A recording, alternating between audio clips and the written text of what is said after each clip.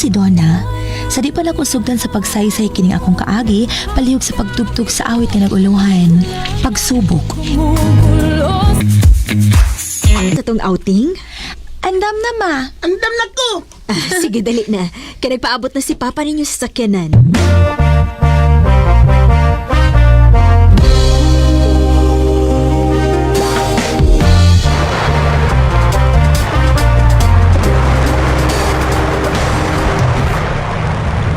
Anak, bantay maayo yung mong mangod, ha? Musuro na ko kay mag-ilis ko para kaligo. Sige pa. Lorenzo, di magpalayo, ha? Dinira ka dapit ni ate Dona nimo. Opa!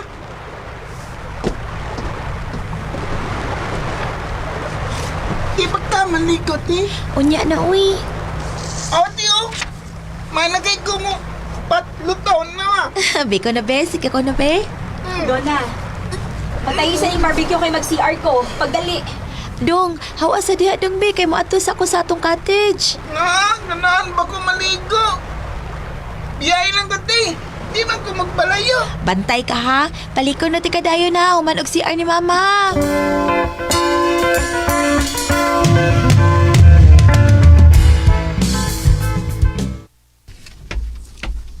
Ay, okay na. Ako ni tiwas diha, nakbi.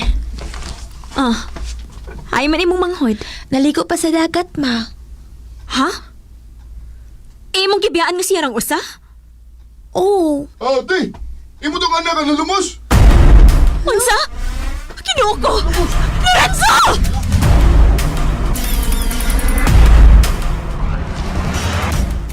Sorry, pero wa na siya. Dili! Dili ni tinuod! Lorenzo, anak!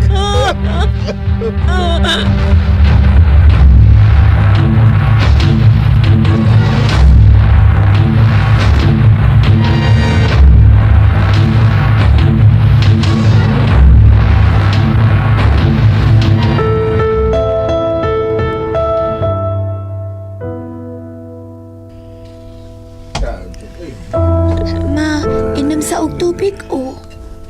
Pahawa din eh. Ma, Bawa! Imo nigsa! Ano ba tayo mag-igsuon?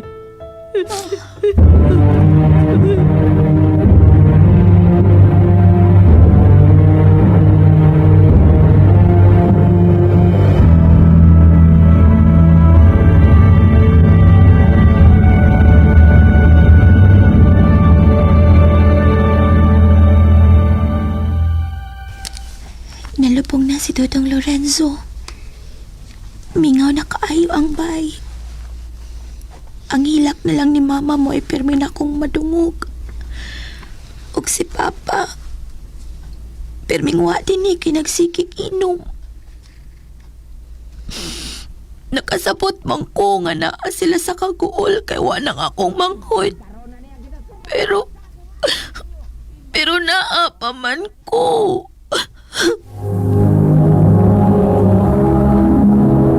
Uyuan? Kinsa nga uyuan pa? Si Tio Dong nimo. Katong gikan sa prisuhan pa? Oo, o ganhin na siya puyo uban na to.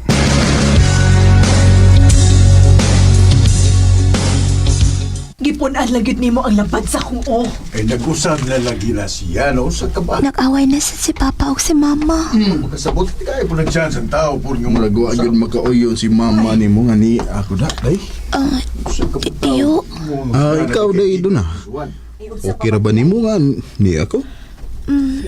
kung ano sa desisyon ni mama o papa, uyon na ko tiyo. Sadaan na lang yun. Kabalaka day doon na. Priso bisag wise. Wa kaya ngay kabalakan ako. Dili ta mo kumpiyansa. Oo, napriso ko tungod sa akong kaso nga droga sa una. Pero nag-usab naman ko. Maong ay kahadlok na ko, ha? Oo, tiyo.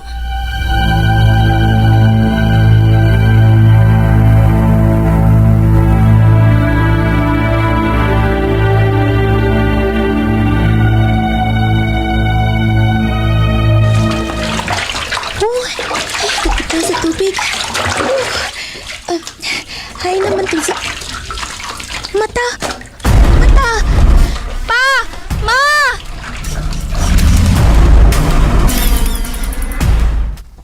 Sigurado ka nga gilili ka. O, lagi pa. Pero sa may maglili nimo nga mga parente raman nato na mga taong nagpuyos palibot. Amput. Dili ka si Dom? Uy, di magpatakag pasangil, oy. Ay karon ra man ni nahitabo nga naa na siya dinhi. Ay, dili ingon ana kung igsuon. Mga takuman ang baba ninyo. Pa.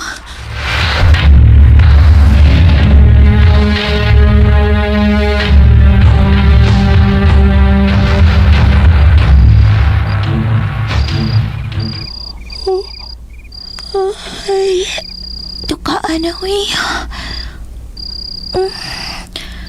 Kusuka sa hangin sa gawas. Nay anino sa may bintana. Kinsa na? Kinsa kit ka nagsigig paniid na ako.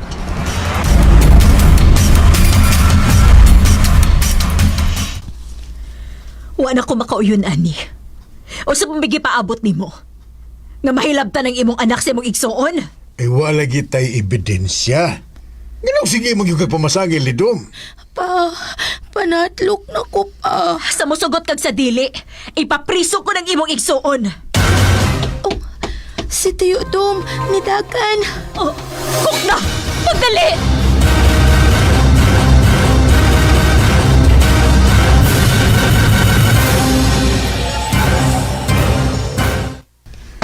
Ay, wag yun ako maguklistiyo ni mo. Ay, mas mama ni mo. Nilakaw pa. Pa? Nganong naginuktok man ka pa?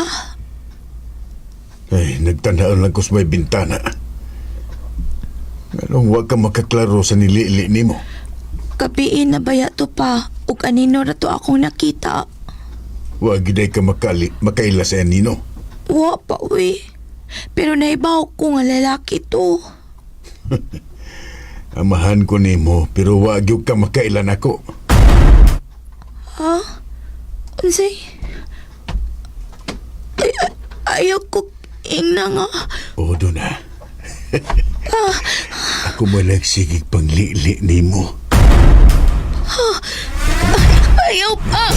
Ayaw pa, maluoy! Kanako ba anak ko ni mo pa? Aba, ayaw pa! Ayok ka! Uy, kato ka na! Bukan mo! Aba! Suyop na sad ka! Ha? Totoo ka gawa ko mahibaw ang gawas na ng inom-inom ni mo. Suyop-suyop sad ka! Nga mo na mo soyop ko. Nakay mahimo, ha? Abilis doon na. Ayaw! Ayaw! Agad ka na! Oo, ma!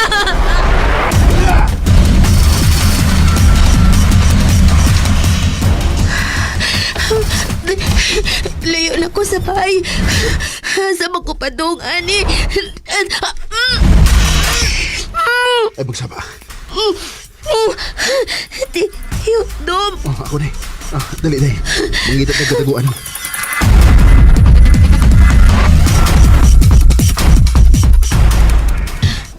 Teo, sorry nga, ikaw ang among ipasangin lang ni Mama. Okay ra. Nakasabot ra ko. Niikyas na lang yun ko pagka dungog na ko siya sa imong mama nga iya kong ipapriso.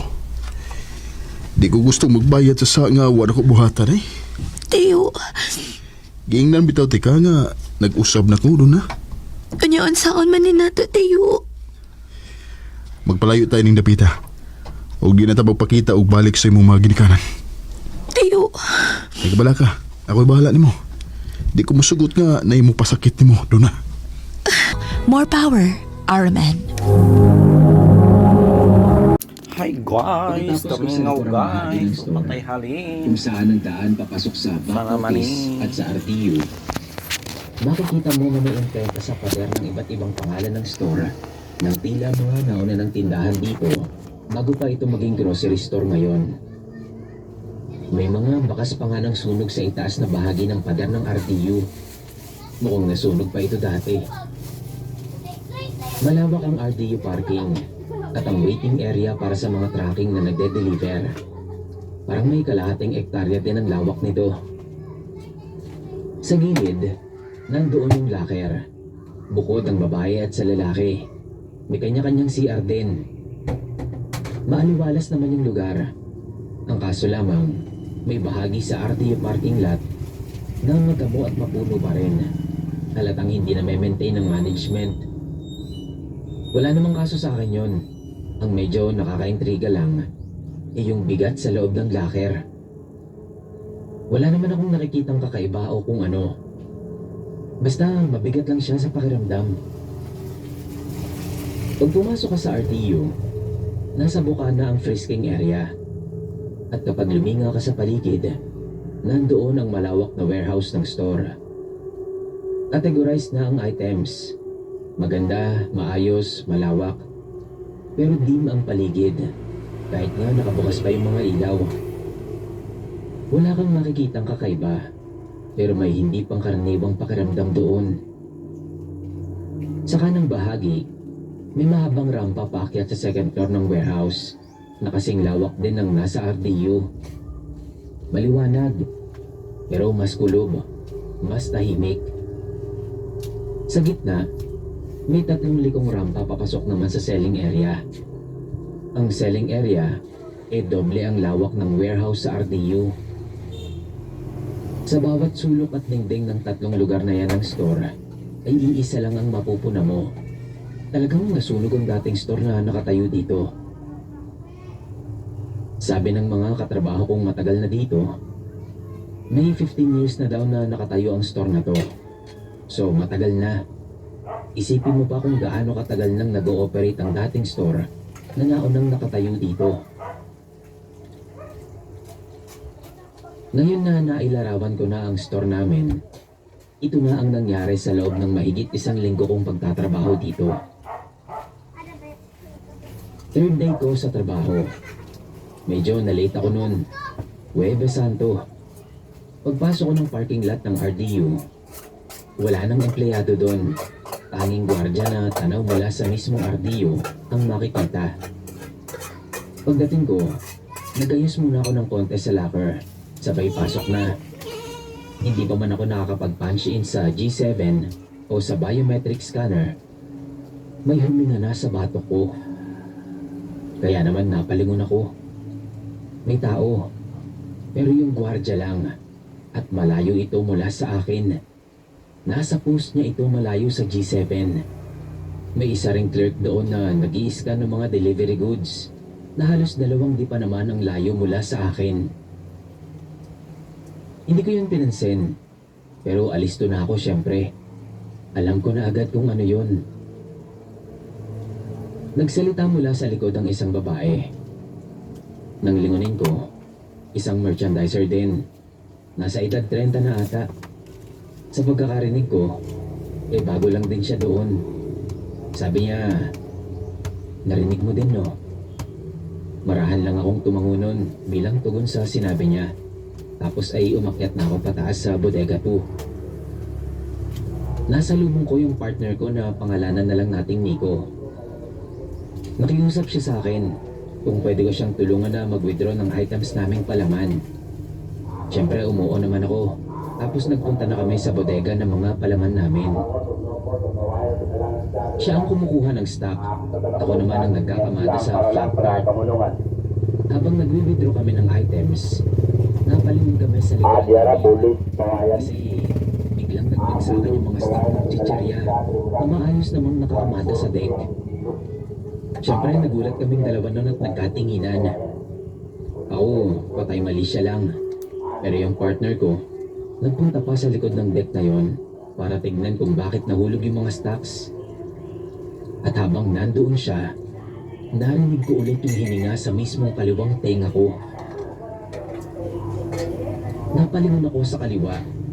Dumako ang paningin ko sa pinakadulo ng deksyon kung saan nakasalansan yung mga palaman namin na item. At nakita ko doon na may batang kulay abo na nakasilip at nakatingin sa akin. Hindi ako umimik nun. Tinitigan ko lang. Tapos bigla na lang itong nawala pagkurap ko. Nasakto namang pagbalik ni Nico. Linggo ng pagkabuhay. After lunch break, bandang alas 4, naisipan kong ayusin yung display ng powder detergent. May mga na-withdraw na ako nun ng mga 6 na sakong pang-refill. Natansya ko, aabutin na ako ng coffee break sa pag-aayos ko. Ako lang mag-isa sa area na yon. Dahil ang ibang kapwa ko dicer sa non-food area ay tumutulong sa checkout para mag-bag. Nang walang ano-ano, may sumitsit sa akin mula sa kaliwang gawi ko. Hindi ko masyadong pinagtuunan ng pansin. Tuloy lang ako sa pag-aayos. Tapos, may sumitsit na naman. At mas malakas na yon. Mas tunog galit na sitsit. So lumingon ako. Wala pa ring tao. Pero ang nagpatalon talaga sa akin sa gulat nun, habang nagsusuksok kasi ako ng display sa bay, biglang may humawak na maliit na kamay sa kamay ko. Imposibleng. Kanina pa umuulan at palakas ng palakas. Wala ba tong balak huminto? Nahihirapan na ako mag-drive ng kotse. Hindi ko na makita ang daan dahil sa lakas ng ulan. Nagiging zero visibility na. Ay, anong oras na Malapit nang gumabi. Mahihirapan ako lalo sa pagdadrive nito. Malayo pa naman ang lugar ni na Lola. Kumanap muna tayo ng masisilungan, kuya. Baka may motorist hotel tayong makita sa bandang unahan. Doon na muna tayo magpalipas ng gabi. Bukas na tayo bumiyahe uli. Sabi kanina sa radyo, di ba? May namumuong sama ng panahon. Pero hindi naman kasama ang lugar na to sa babagyo rin. Kaya hindi ko inisip na uulan ng ganito kalakas dito. Oo nga. Pero hindi ibig sabihin na ligtas sa ulan. Tangay ng hangin yan. Basta, kumanap na tayo ng mapapalipasan ng gabi, ha? Ayoko rin bumiyahe ng ganitong panahon. Sige na, maghanap na tayo ng hotel. Tumingin-tingin ka rin dyan sa gawi mo, baka may makita ka. Dito ako titingin sa side ko. Sige. Grabe, ang lakas talaga ng ulan. Ang hirap tingnan ng daan. Ay, hala kuya, nakita mo ba ang punong yun? Mukhang babagsak ko. Ihinto mo na dito ang sasakyan. Baka sa atin bumagsak yan. Hindi pwede. Kung hihinto ko dito, hindi na tayo makakadaan. Malaki ang puno na yan at hindi natin maitatawid ang kotse. Kailangan kong itodong bilis ng takbo para makalagpas tayo bago pa bumagsak ang puno na yan. Hindi kuya, huwag mong gawin yan. Delikado. Kuya! Ayos, nalagpasan natin. Ang galing ko talaga mag-drive. Bakit ka matatakot driver tong kuya mo? Sinaulo ka ba? Sinuwerte lang tayo. Kung hindi, kwento na lang tayo ngayon. Sorry na, huwag ka na umiyak. Nakaligtas naman tayo Hindi pa tayo kwento. Gagawa pa tayo ng maraming kwento. Siraulo! Huwag mo nang uulitin yan, ha? Ay, naku, isusumbong kita kay Papa. Sasabihin ko bara-bara kang mag-drive. Uy, huwag naman. Parang di mo kilala si Papa. Babawian ako ng susi nun. Di mabuti. Wala na magdadrive sa'yo sa mga lakad mo. Kaya kong mag-commute, no? Kesa mamatay ng maaga. O bakit? Kapag ba magko-commute ka, mapapahaba ang buhay mo? Matatakasan mo ba ang kamatayan? Sige. Daanin mo na naman ako sa ganyan. Isusumbong talaga kita. Nananakot ka pa, ha? Hindi na. Titigil na ako. Hindi ko na ulitin. Promise. Siguraduhin mo lang. Yes nga po. Uy, tingnan mo. Di ba hotel yun? Nasaan? Ayun Sandali. Ihinto ko na sasakyan sa tapat ng gate. Hindi yan hotel, kuya. Bahay lang yan na malaki. Mansyon yan, Pero, ang creepy naman ng itsura. Tingnan mo ang pintura. Parang panahon pa ng hapon. Uy, baka haunted yan, Ayoko dyan. Umanap na lang tayo ng iba. Mag-drive ka pa. Hindi na. Palakas na ng palakas ang ulan Kahit hindi pa alas 6 ng gabi, dumidilim na ang paligid. Kanina pa tayo nasa biyahe, wala tayong nakita mga bahay. Ang huling bahay na nakita natin, ilang kilometro na ang layo. Baka malayo pa ang kasunod na bahay sa mansyon na to. Dito ka lang. Ako ang bababa at kakausapin ko ang nakatira dyan. Abot mo sa akin yung payong. Nilagay ko doon sa likod. Kuya, iba ang nararamdaman ko sa lugar na to. Kakaiba ang presensya. Ang aura ng paligid. Nakakakilabot. Kakaibang klima. Nagtatayuan na ang balahibo ko dito. Tsaka, ramdam ko ang lungkot sa lugar na to. Binabalot ng kalungkutan ng buong lugar. Ayos! Ang hirap talaga kapag may kapatid kang abnormal. Huwag mo na kasing pakiramdaman. Lahat na lang kasi kinikilatis mo. Tao lang ang kinikilatis para hindi ka maloko ng mga manggagansyo. Iabot mo na sa akin yung payong. Pero kuya... Nakita mo ba yung bumagsak na puno kanina? Tiyak, marami pa tayong pagdadaan ng ganun. Kaya dapat magpalipas muna tayo rito. Ikaw na nga nagsabi na ayaw mo nang bumiyahe, di ba? O tapos ngayon, ayaw mo rin dito? Gusto mo, sa gilid na lang tayo ng kalsada. Kailangan nating unahin ang kaligtasan ng buhay natin. Mukha namang nakatira, oh. Nakasindi yung ilang ilaw ng magarang mansyon na to. Mukhang maraming kwento ng lugar na to, ah. Interesting to. Ay nako, mahirap talaga kapag umandar na ang curiosity mo. Bahala ka na nga. Akin na yung payong para makababa na ako. Oh, heto na. Bahala ka dyan. Huwag mong sabihin hindi kita binalaan sa huli, ah. Oo na, dami pang sat-sat eh. Hintayin mo ako dyan, ah. As if namang lalabas ako ng sasakyan sa ganitong panahon, oh. Go na. Pagkabutindayan ng payong ay kaagad namang bumaba ng sasakyan si Daniela. Lumapit sa gate ang binata at saka pinindot ng ilang beses ang doorbell. Maya-maya may nagsalitang matandang babae sa speaker na nakakabit sa gate. Pinaghintay siya nito sandali. Pagkatapos ay sinabing ipasok ang sasakyan kapag bubukas na ang otomatikong talangkahang gawa sa bakal. Kaagad na bumalik si Daniel sa sasakyan matapos nilang mag-usap. Ano nangyari, kuya? May nakausap ka ba? Oo, matandang babae pala nakatira dito. In fairness, ang high-tech naman pala ng mansyon na ito. Akala mo haunted? Judgmental ka. Mukhang hindi lang nagpapintura kasi mahal din yun, ha? Ang laki kaya ng bahay na to. Malaki-laking pera ang uubusin sa pagpipintura dito. Paminsan-minsan kasi, i-apply mo rin ang kasabihan na don't judge a book by its cover. Ewan ko sa'yo. Anong sabi ng nakausap mo? Pumasok na raw tayo. Bubukas daw yung gate. Paano? Ayun, oh. Automatic ang gate. Ang bangis. Saan ka pa? Tara, pasukin na natin ang haunted mansion ni Lola. Sira ulo ka? Kapag yan nagkatotoo talaga, ha? Iiwan kita dito. Hindi mangyayari yun. Hindi ka kaya marunong mag-drive.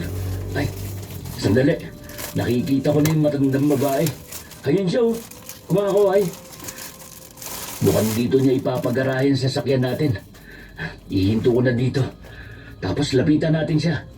Mauna ka na kaya? Ayoko. Nakakaramdam ako ng kakaiba sa kanya. Hindi ko ma-explain. Basta, may kakaiba siyang aura. Hay naku, talaga naman. Kung hindi ako sanay sa'yo at sa third eye mo, baka hindi kita isinama sa pag-uwi dito sa probinsya. Tara na, bumaba na tayo. Lapitan na natin si Lola. Habang naglalakad sila palapit, titig na titig si Dayan sa matandang babae. Kinikilatis niya itong mabuti. Malapad ang ngiti nito at napakaamo na mukha. Ramdam niyang may mabuting puso ang matanda, kaya napanatag siya. Pero ramdam pa rin niya na ang buong lugar ay binabalot ng hiwaga. Dahil sa prosesong nagpapataas ng kilabot sa kanyang katawan, hinayaan na lamang niya makipag-usap ang kapatid. At ito na rin ang pinagdesisyon niya sa lahat. Hanggang sa inalunang kuya niya ang kanyang Ayan atensyon. guys, thank you for watching. What a boring day. Lutang ka na naman eh. Halika na. Another boring Pumasok na day tayo sa loob. here in the Pumayag na si Lola na Philippines. magpalipas tayo ng magdamag dito sa bahay niya.